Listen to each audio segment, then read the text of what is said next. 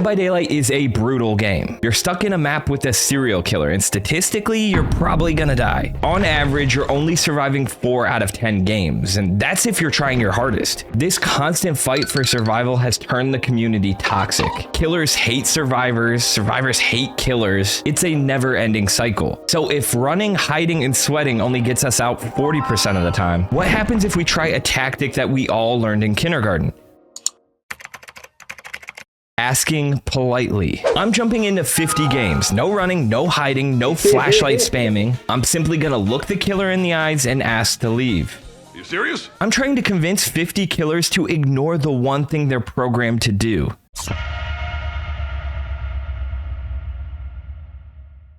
You know that feeling you get right before a first date? You're nervous, you're sweating, you don't know if they're gonna like you, or maybe it's gonna be awkward. Now imagine you're on your way to the date and you realize you forgot your wallet, so you're gonna have to ask them to pay. And you kinda took the bus there, so you're gonna need a ride home too. Asking a killer not to kill you is uncomfortable. But you know what they say, if you don't ask, the answer's always no. Hello, ma'am? I'm right over here. Hello? Ma'am? Hello. Okay. Okay. Let's go. We made a friend. First game. All right, GG's. Let's go. Come on. First game. We've done it. I was shocked. I thought it was a fluke. But then game 2 happened. And then game 3 and 4 and 5. Oh my god, it is crazy how many killers I've befriended today. Thank you, sir. Let's go. 5 escapes in a row. All you have to do is ask. Honestly, I started getting a little too comfortable. I stopped feeling like a survivor and started feeling like one of them. Although we couldn't talk, I showed these killers respect, and for that, they spared my life. It felt like I discovered a cheat code. Hey, sir? Sir? Hello? Sir? Sir? Hello? Can I live? Please? Does he see me?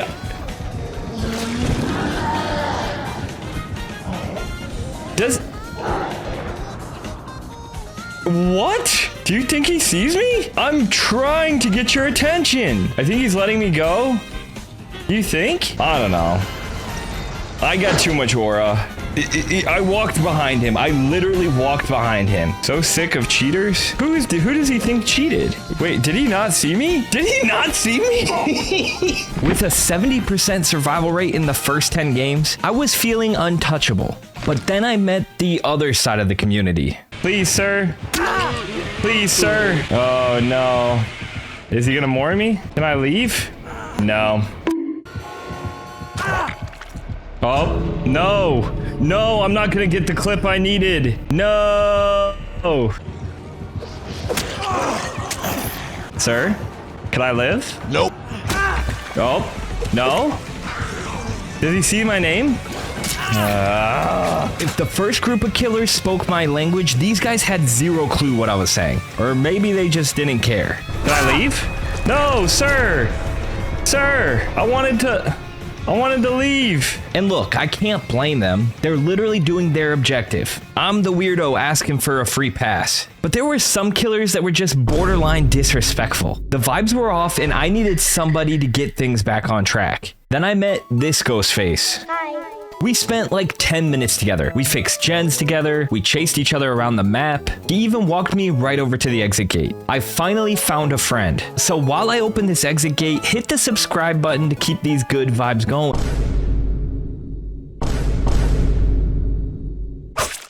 I'm guessing you didn't sub, did you? My trust issues were already at an all-time high when I ran into this nightmare. He had killed everyone else, I dropped my item, and begged for mercy. No, he's gonna kill me! What did I do to him? Oh, Hatch is here. Oh, he lets me get Hatch. No! He's gonna bring me to the exit gate. He's gonna bring me to the exit gate. He's cool. He is a friend, not a foe. He's not gonna snatch me off the exit gate, right? Thank you, sir. Let's go.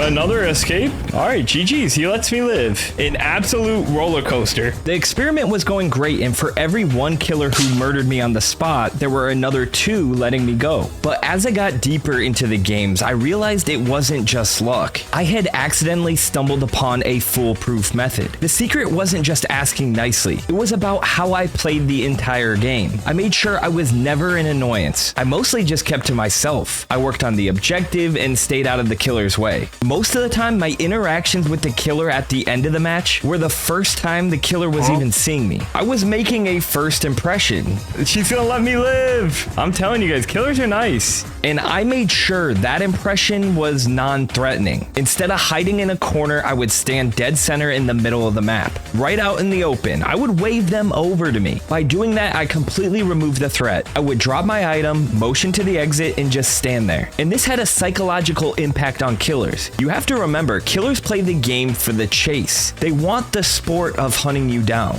But if I don't run and I don't fight back, there's no sport in it. Killing me in that moment doesn't feel like a victory. It feels like kicking a puppy. I was basically weaponizing their own guilt against them. And by refusing to play their game, it forced them to play mine. I had found a pattern, a way to make killers feel guilty. Even if a killer was having a terrible game, more often than not, they would let me go still. And that's exactly what happened in the final game. I ran into a killer that was completely outmatched. After all my teammates escaped, this dejected killer stepped aside and let me leave as well.